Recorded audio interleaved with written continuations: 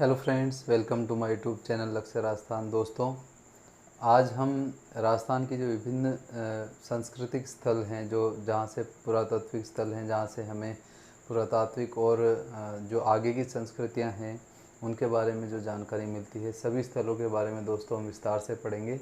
और दोस्तों, अगर आपको जब आप वीडियो देख रहे हैं, अगर आपको अक्षर क्लियर नहीं दिखाई दे रहे हैं, तो जो ऊपर की तरफ जो 3 डॉट्स हैं वहाँ पे आप टिक कीजिए, तो आपके पास रेजोल्यूशन खुलेगा। तो ऑटो पे आता है, तो उसको आप 240 या 360 पे कर लें, तो आपको ये जो जितने भी अक्षर हैं एकदम क्लियर दिखेंगे और आपको पढ़ने में बहुत सुविधा होगी। तो फ्रेंड्स, यदि आपको चैनल अच्छा लग रहा है और तो प्लीज़ चैनल को सब्सक्राइब कीजिए। और इसमें जो कंटेंट है दोस्तों, बहुत ही शॉर्ट एंड स्वीट रखा गया है। आपको छोटे से वीडियो में बहुत सारा नॉलेज मिलेगा। और अमूमन जैसे कि मैं देखता हूँ कि इतना सा जो मैटर है, इसको बताने के लिए 2-2 घंटे आपको बैठे रहना पड़ता है वीडियो खोल के। तो ऐसी स्थिति यहाँ नहीं है फ्रेंड्स। तो देखते हैं, सबसे पहले हम बात करते हैं दोस्तों कालीबंगा सभ्यता की। कालीबंगा सभ्यता का मैंने अलग से सिंधु घाटी सभ्यता में भी वर्णन कर रखा है, तो आप वहाँ से भी देख सकते हैं। लेकिन चूंकि हम राजस्थान के जो सभ्यता जितनी भी स्थल हैं इसके बारे में देख रहे हैं, तो फिर हमें यहाँ कालीबंगा को दोबारा से पढ़ना पड़ेगा। तो दोस्तों, कालीबंगा जो है यह मुख्यतः सिंधु घाटी सभ्यता का ही एक भाग है। ठीक है दोस्तों, याद रखेंगे आप, सिंधु घाटी सभ्यता नगरीय सभ्यता थी और मात्र सत्तात्मक थी। ठीक है दोस्तों, तो ऑब्वियसली यहाँ भी कालीबंगा सभ्यता मात्र सत्तात्मक होगी और नगरीय सभ्यता होगी। ठीक है दोस्तों, एक और विशेषता है कि जो सिंधु घाटी सभ्यता के सभी स्थल है वो कांसे को प्रयोग करते थे उस काल में। तो कांस्ययुगीन सभ्यता, तो ये कांस्ययुगीन सभ्यता है। यहाँ दोस्तों 2 प्रकार के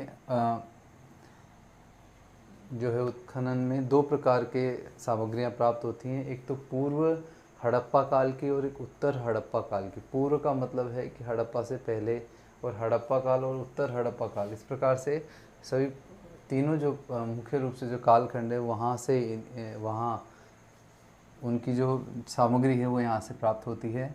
देखिए, एलसी टेसीटोरी के बारे में मैं थोड़ा सा दोस्तों बता दूं। ये इटली के विद्वान थे और इन्हें बीकानेर जो रियासत है वहाँ बुलाया गया, ताकि जो जितना भी साहित्य है उसको चरणबद्ध और संकलित किया जा सके। तो ये बहुत प्रसिद्ध विद्वान थे। तो ये एक तरीके से बहुमुखी प्रतिभा के धनी थे।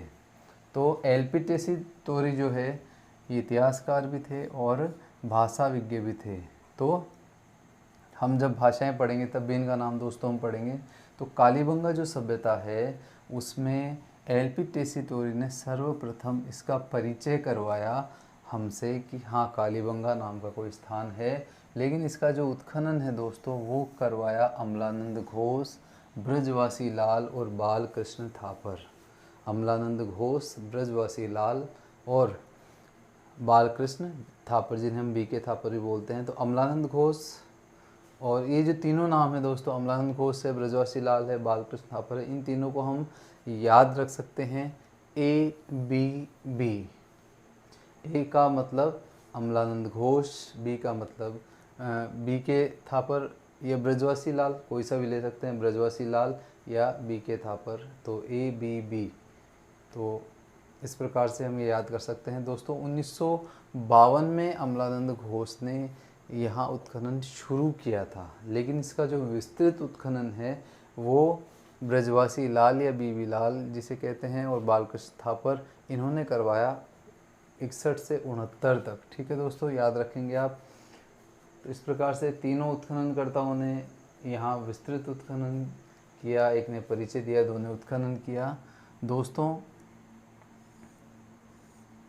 राखीगढ़ी और धोलावीरा, ठीक है, 2 और सैंधवकालीन स्थल हैं, राखीगढ़ी और धोलावीरा। तो भारत में जो सबसे बड़े जो स्थल हैं, तो पहला जो स्थल है वो राखीगढ़ी है, दूसरा धोलावीरा है, और तीसरा जो क्षेत्रफल की दृष्टि से हम देखते हैं तो तीसरा सबसे बड़ा स्थल दोस्तों क्या है, कालीबंगा। और कालीबंगा को दशरथ शर्मा ने, याद रखिएगा परीक्षा में कई बार पूछा जाता है, कालीबंगा को दशरथ शर्मा ने हड़प्पा सभ्यता की तीसरी राजधानी कहा था। तो तीसरी राजधानी की जो संज्ञा है यह किसने दी थी? दशरथ शर्मा ने। याद रखिएगा फ्रेंड्स, बहुत महत्वपूर्ण प्रश्न है। अब एक और जो यहाँ महत्वपूर्ण प्रश्न बनता है वो ये है कि जो प्राक हड़प्पा यानी जो हड़प्पा पूर्व का जो काल है, वहाँ एक शहर था छोटा और वो एक परकोटे से घिरा हुआ था। तो उस परकोटे को और मजबूत किया गया वापस से, इस प्रकार से दोहरी रक्षा प्राचीर। एक प्रश्न आता है, दोहरी रक्षा प्राचीर के साक्ष्य कहाँ से प्राप्त होते हैं? तो आपका उत्तर होगा कि दोहरी रक्षा प्राचीर के जो साक्ष्य हैं वो कालीबंगा से प्राप्त होते हैं। वेरी इंपॉर्टेंट क्वेश्चन है दोस्तों, परीक्षा में पूछा गया है। तो दोहरी रक्षा प्राचीर के साक्ष्य कहाँ से मिलते हैं? कालीबंगा से। फिर जब ये विकसित सभ्यता है तो उसमें जैसे कि मैंने सिंधु सभ्यता में विस्तार से बताया था कि दुर्ग और नगर जो पश्चिम की तरफ, इधर पूर्व दिशा होती है, पूर्व दिशा की तरफ जो है, पूर्व दिशा की तरफ जो संरचना थी ये नगर कहलाई, और जो पश्चिम की तरफ जो संरचना है ये दुर्ग कहलाती है। ठीक है दोस्तों, अब बात करते हैं यहाँ से सब महत्वपूर्ण क्या क्या प्राप्त होता है हमें पुरातत्व सामग्रियाँ, जो कि वेरी वेरी मोस्ट हैं सभी। तो इसमें मैंने सिंधु सभ्यता में भी एक छोटी सी स्टोरी बताई थी, यहाँ भी मैं आपको रिपीट कर रहा हूँ दोस्तों। आप इमेजिन कीजिए कि कालीबंगा में एक खेत है, कालीबंगा में हम जाते हैं, वहाँ हम देखते हैं कि वहाँ एक खेत है और हम सर्दियों के समय जाते हैं तो वहाँ चना और सरसों लहलहा रही हैं। तो देखिए चना और सरसों। फिर हम देखते हैं उस खेत में एक तंदूर है, तंदूर लगा हुआ है, तंदूर रोटी बनाने का, और तंदूर पर बेलन से रोटियां बना रहा है एक ऊँट, और उस ऊँट जो उस बेलन से रोटियां बना रहा है, तो जो बेलन है दोस्तों वो कहाँ से मंगवाया हुआ है? मेसोपोटामिया से। तो देखिए ऊँट के साक्ष्य मिलते हैं, खेत में हम देखते हैं चना और सरसों, तंदूर है वहाँ वो रोटियां पका रहा है, बेलन है उसके पास, तो दोस्तों वो कहाँ से लाया हुआ है? मेसोपोटामिया। तो मेसोपोटामिया से संबंधित बेलनाकार मुहर यहाँ मिलती हैं। और तभी क्या होता है दोस्तों, जैसे वो रोटियां पका रहा है तभी अचानक भूकंप आता है। भूकंप आने पे उसके सिर में चोट लगती है, चोट लगने से उसके सिर में 6 छेद हो जाते हैं और उसकी शल्य क्रिया करनी पड़ती है। तो देखिए कैसे यहाँ से फिर भूकंप के बाद में शल्य क्रिया के साक्ष्य मिले हैं। यहाँ एक बच्चे की खोपड़ी के साक्ष्य मिले हैं जिसमें 6 छिद्र हैं। तो ये एक तरीके से शल्य क्रिया, जिसे हम ऑपरेट करना कहते हैं इंग्लिश में, तो शल्य क्रिया के साक्ष्य मिले हैं। और दोस्तों ये जो ऊँट जो वहाँ खाना वाना बना रहा था, तो वहाँ जो ईंटें हैं वो अलंकृत हैं, मतलब सजाई गई हैं। तो दोस्तों कालीबंगा में अलंकृत ईंटों के साक्ष्य मिलते हैं।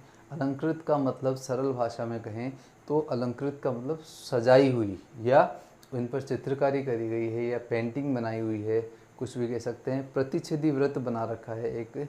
तो ये जो अलंकृत ईंटों का उदाहरण है ये मात्र कालीबंगा में मिलता है। दोस्तों याद रखिएगा, बहुत महत्वपूर्ण प्रश्न है। अलंकृत ईंटें, भूकंप, ये मात्र यहीं मिलते हैं साक्ष्य, अलंकृत ईंटें।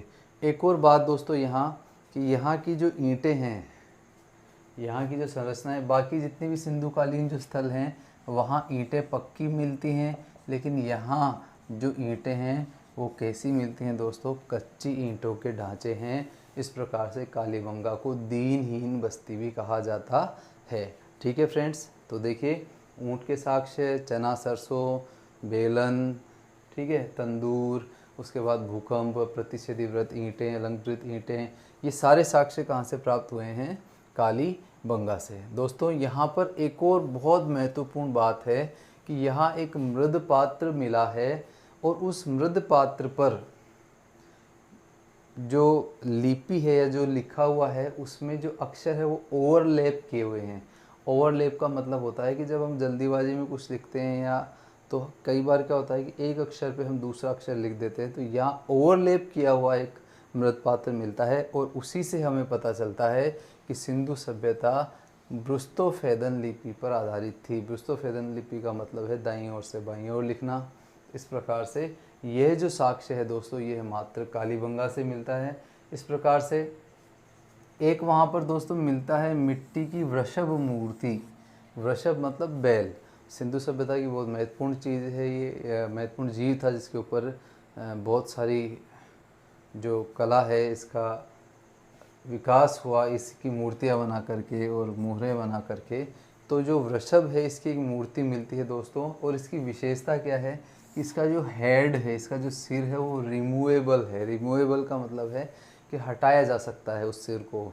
तो हम कई बार खिलौने देखते हैं, उसका हम सिर हटा सकते हैं। तो इस प्रकार से जो रिमूवेबल हेड है या जो हटाया जा सकने वाला सिर है, ऐसा एक बैल है, उसकी मूर्ति भी कालीबंगा से मिलती है। ठीक है फ्रेंड्स, ये आपकी कालीबंगा। इसके बाद में सरकार ने वहाँ पर एक संग्रहालय भी बना दिया है। तो उस संग्रहालय की स्थापना होती है 85-86 में। ठीक है दोस्तों, तो इस प्रकार से हमारी कालीबंगा सभ्यता पूरी होती है। ABB उत्खनन करता है, और ये जो मैंने ऊँट की कहानी बनाई ये है। उसके बाद में एक जो वृषभ मूर्ति है रिमूवेबल हेड की, और कच्ची ईंटों के कारण इसे क्या कहते हैं दोस्तों, दीनहीन सभ्यता कहते हैं। और दशरथ शर्मा ने इसे तृतीय राजधानी भी कहा है। ठीक है फ्रेंड्स, अब चलते हैं दोस्तों हम दूसरे और बहुत महत्वपूर्ण स्थल। देखिए, अगर राजस्थान की बात करें दोस्तों, हम राजस्थान के इन पुरातात्विक स्थलों की बात करें, तो यदि मोटे रूप से मैं कहूँ कि आप यदि कालीबंगा, आहड़ और बागोर और बैराट, अगर आप ये चारों अच्छे से तैयार कर लेते हैं, रेड ऐसे कुछ, तो आपका मोटा मोटा जितना भी है ये मैटर, ये सब तैयार हो जाता है। तो दोस्तों इसके बाद हम दूसरे नंबर पे देखते हैं आहड़ सभ्यता। आहड़ सभ्यता कालीबंगा के विपरीत ग्रामीण सभ्यता थी और ताम्र सभ्यता थी। ताम्र युगीन सभ्यता थी या ताम्र पाषाण युगीन सभ्यता थी। तो यहाँ पर तांबे का उपयोग होता था, वहाँ कांसे का उपयोग हो रहा है, वहाँ नगरीय सभ्यता है, ये ग्रामीण सभ्यता है। तो दोस्तों इसका जो काल है वह 4000 ईस्वी पूर्व माना जाता है। तो इस प्रकार से हम देखते हैं सिंधु सभ्यता का काल, जैसे कि मैंने सिंधु सभ्यता की वीडियो में बताया था, कार्बन 14 पद्धति से 2300 से 1750 ईस्वी पूर्व निर्धारित किया गया है। तो उसके आधार पर हम कह सकते हैं कि 4000 ईस्वी पूर्व ये थी। तो यह सिंधु सभ्यता से पुरानी सभ्यता थी। संवत और ये जो अंतर है, अंतर संबंधित जो प्रश्न है संवत के सारे, ये इसका मैंने अलग से वीडियो डाल रखा है दोस्तों, आप एक बार वो देखें। अगर आपको BC और AD या संवतों से संबंधित प्रश्नों में कुछ प्रॉब्लम है तो आप वहाँ जा कर के प्लेलिस्ट में जा कर के आप देख सकते हैं वीडियो। और प्लेलिस्ट के लिंक जो है दोस्तों वो मैं डिस्क्रिप्शन में डालता हूँ, आप नीचे डिस्क्रिप्शन में जा कर के उस लिंक से भी आप सीधे प्लेलिस्ट पर पहुँच सकते हैं और अपना जो इच्छित वीडियो है वो देख सकते हैं। दोस्तों आहड़ जो है, ठीक है, यह धूलकोट के नाम से भी जाना जाता है, क्योंकि ये धूलकोट से मिला है और ये मुख्य रूप से उदयपुर में यह सभ्यता का ये जो स्थल है। और यह आयड़ या इसका अन्य नाम है बेड़च, या परीक्षा में ये भी आ सकता है कि यह बनास नदी किनारे है। दोस्तों बनास नदी इसलिए आता है कि आयड़ या जो बेड़च नदी है ये किसकी सहायक नदी है, बनास की। तो ये बनास नदी किनारे भी बताया जा सकता है परीक्षा में, या आयड़ या बेड़च। ठीक है दोस्तों, तो आपको तीनों नाम बहुत अच्छे से याद रखने हैं। आहड़ को ये परीक्षा में पूछा जाता है कि आहड़ का जो अन्य नाम है वो क्या है दोस्तों, ताम्रवती नगरी। तो नाम से स्पष्ट है कि ये तांबे के लिए जानी जाती है। और आघाटपुर भी कहते हैं इसे, और धूलकोट, जैसे कि मैंने भी बताया कि धूलकोट भी इस स्थान को कहा जाता है, इसलिए इस सभ्यता को धूलकोट भी कहते हैं, आघाटपुर भी कहते हैं और ताम्रवती नगरी भी कहते हैं। अब बात करते हैं इसके उत्खननकर्ता कौन थे। तो उत्खननकर्ता दोस्तों इसके हैं अक्षय कीर्ति व्यास, रत्नचंद्र अग्रवाल और SD साकलिया, VN मिश्र और धीरज लाल। तो अक्षय कीर्ति व्यास ने सर्वप्रथम उत्खनन किया, रत्नचंद्र अग्रवाल ने इसका थोड़ा और विस्तृत उत्खनन किया, और मुख्य रूप से जो एक टीला था जिसे धूलकोट कहा जाता है, धूलकोट का टीला, इसका उन्होंने उत्खनन करवाया। किसने उत्खनन करवाया दोस्तों, रत्नचंद्र अग्रवाल ने मुख्य रूप से उसी टीले का उत्खनन करवाया। और बाद में जो उत्खनन करता है SD साकलिया, VN मिश्र और धीरज लाल, इन्होंने उत्खनन करवाया। तो मुख्य रूप से हमें ये दो नाम अच्छे से याद होने चाहिए, अक्षय कीर्ति व्यास और रत्नचंद्र अग्रवाल। ठीक है दोस्तों, यहाँ पर जो सभ्यता है वहाँ 8 स्तर मिलते हैं। स्तर का मतलब दोस्तों क्या होता है, मैं आपको थोड़ा सा बता देता हूँ। देखिए, जैसे कोई भी स्थल होता है उसकी जब हम खुदाई करते हैं तो ये इस प्रकार से स्तर निकलते हैं। ठीक है दोस्तों, तो जो सबसे नीचे वाले स्तर पे जो सामग्री निकलेगी वो सबसे प्राचीन होगी, और जो सबसे ऊपर वाले स्तर से निकलेगी वो जो वस्तु है वो सबसे नवीन होगी। ठीक है दोस्तों, तो इस प्रकार से यहाँ कितने स्तर प्राप्त होते हैं? 8 स्तर प्राप्त होते हैं। और यहाँ अनाज रखने के जो पात्र हैं उन्हें स्थानीय भाषा में कहते हैं गोरे और कोठ। जैसे हम भी स्थानीय भाषा में काम में लेते हैं शब्द कोठी, तो इस प्रकार से गोरे और कोठ कई बार परीक्षाओं में पूछा गया है। ट्रेडमार्क क्वेश्चन है दोस्तों ये, गोरे और कोठ। तो ये कहाँ से मिलता है? आहड़ से। यहाँ की जो सभ्यता है इसका जो आधार है ये पशुपालन था। ठीक है दोस्तों, ताम्रवती नगरी भले ही ये थी लेकिन मुख्य जो आधार है यहाँ का जीवन का वो क्या था? पशुपालन। ठीक है, इसके बाद देखते हैं यहाँ पर दोस्तों एक मुद्रा प्राप्त हुई है, यूनानी मुद्रा। यूनानी मुद्रा, यूनानी सभ्यता की एक मुद्रा प्राप्त हुई है।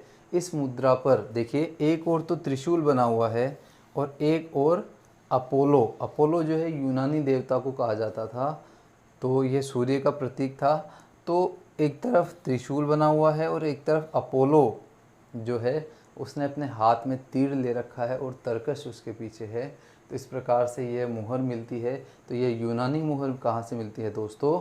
आहड़ से मिलती है, याद रखिएगा आप। इसके बाद और आहड़ से हम क्या प्राप्त करते हैं? देखिए यहाँ का जो प्रमुख उद्योग है दोस्तों वो था तांबा गलाना। तांबा गलाना यहाँ का प्रमुख उद्योग था। तांबे की गलाने की यहाँ भट्टियाँ भी पाई गई हैं और तांबे के औजार ये लोग बनाते थे और उसका निर्यात भी करते थे। यहाँ पर एक वृषभ मूर्ति मिली है बैल की और उसे इतिहासकारों ने संज्ञा दी है बनासियन बुल। बनासियन बुल, बुल मतलब सांड या बैल, तो बनासियन बुल जो है उसकी संज्ञा देते हैं ये उस वृषभ को। एक और जो विशेषता है जो इसे विशेष बनाती है ये आप अच्छे से समझ लिए। मैंने यहाँ एक आवास बनाया है और ये आवास देखिए मैंने आयताकार बनाया है। यदि आप सामान्य गणित भी जानते हैं तो समझ रहे होंगे। ये जो आवास है, इन आवास का मतलब है यहाँ घर।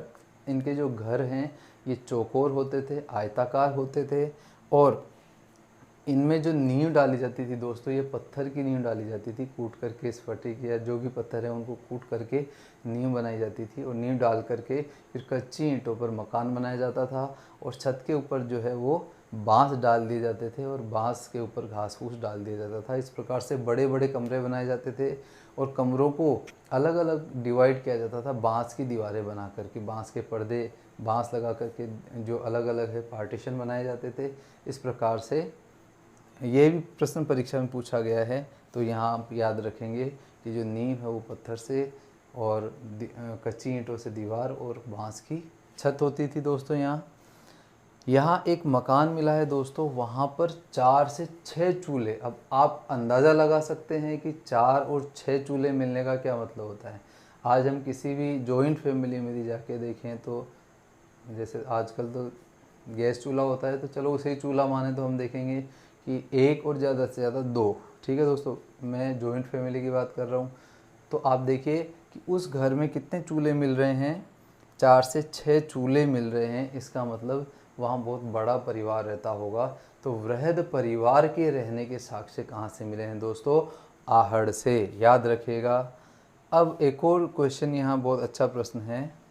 देखिए यहाँ एक जलपात्र मिला है, एक जलपात्र मिला है। जलपात्र का मतलब एक जिसमें हम जल भरते हैं, जैसे लाइक हम कह सकते हैं गिलास जैसे कुछ मिला है। उसका हत्ता नहीं है दोस्तों। और ये जो संरचना है इस बर्तन की, ये ईरान में ऐसे बर्तन पाए जाते हैं। तो हम ये मान सकते हैं कि ईरानी जो साम्यता है वैसा एक जलपात्र यहाँ मिलता है। ठीक है दोस्तों, इस प्रकार से ये जो आहड़ सभ्यता है इसके प्रमुख जो चीज़ें हैं वो हमने यहाँ कवर की है। तो मुख्य रूप से उत्खननकर्ता, धूलकोट और गोरे और कोट और ताम्रवती नगरी किस नदी किनारे है, आयर, बेड़च या बनास नदी किनारे। इस प्रकार से जो मुख्य प्रश्न हैं वो यहाँ कवर होते हैं।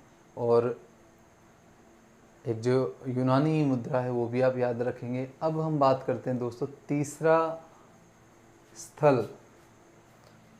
तीसरा जो पुरातत्व स्थल है या तीसरा जो राजस्थान से संबंधित स्थल है, रंग महल।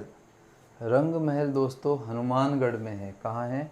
हनुमानगढ़ में, याद रखना आप। रंग महल ये जो प्राचीन एक योधेय गणराज्य था, योधेय योधेय गणराज्य था, तो इसकी ये राजधानी थी रंगमहल। तो रंगमहल कहाँ से मिला है दोस्तों? रंगमहल मिला है हनुमानगढ़ से। ठीक है दोस्तों, आप याद रखेंगे हनुमानगढ़ से। इसका उत्खनन किसने किया था दोस्तों? लुंड विश्वविद्यालय है स्वीडन देश का, वहाँ के हन्नारिड, होलगर और अर्बमैन एरिक्सन, इनने मिलकर के यहाँ उत्खनन किया। हन्नारिड का नाम मुख्य रूप से आता है प्रमुखता से, हन्नारिड, होलगर, अर्बमैन और एरिक्सन।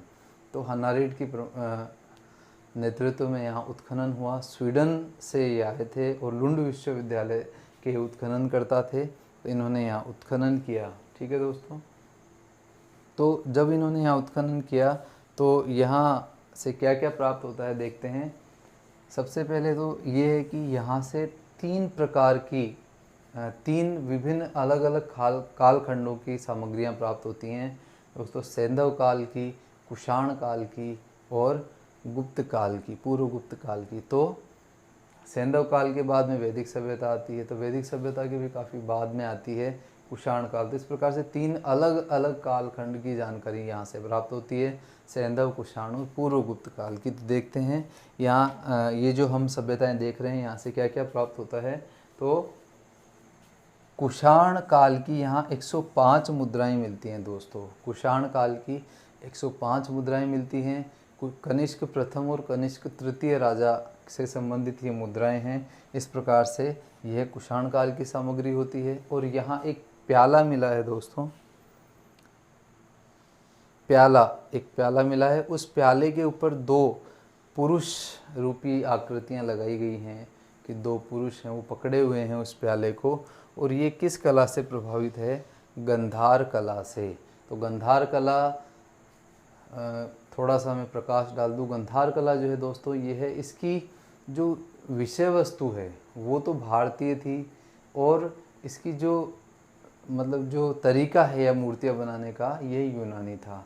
अपोलो जो देवता है उसके जैसे महात्मा बुद्ध की बहुत सारी मूर्तियाँ बनाई गई, और उसमें शारीरिक सौष्ठव, झीने वस्त्र, ये सारा आता है। और इसमें इसकी विशेषता ये है दोस्तों कि यहाँ ये जो कला है ये प्रभावित तो है यूनान से दोस्तों, और इसकी जो विषय वस्तु है वो भारतीय है। तो यह जो सभ्यता है ये मुख्य रूप से अस्तित्व में आती है या प्रमुखता से आती है कुषाण काल में। तो इसलिए कुषाण काल के यहाँ जो मुद्राएं मिलती हैं, उसी प्रकार से यहाँ एक प्याला भी मिलता है जो किससे प्रभावित है दोस्तों? गंधार कला से। दोनों तरफ पुरुष हैं जो उसको पकड़े हुए प्रतीत हो रहे हैं।